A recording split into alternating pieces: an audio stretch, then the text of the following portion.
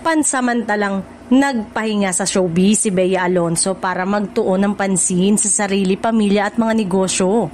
Matapos ang halos 25 years sa industriya, aminado ang aktres na panahon na para bigyan ng oras ang ibang aspeto ng kanyang buhay. Ayon kay Bea, napagtanto niyang mahalagang pakinggan din ang sarili at bigyan ng pagkakataon ang mga bagay na matagal niyang nais gawin sa labas ng showbiz. Ayon sa aktres, marami akong gustong ma-experience na hindi ko nagagawa noon dahil sobrang tutok ako sa trabaho. Ngayon, gusto kong unahin muna yung sarili ko, pamilya at mga bagay na makakapagpasaya sa akin. Kasama sa mga plano ng aktres ang paglalakbay, pagbibigay pansin sa kanyang negosyo at paglalaan ng oras sa kanyang mga mahal sa buhay. Gayunpaman, nilinaw ni Bea na hindi pa ito tuluyang pamamaalam sa industriya.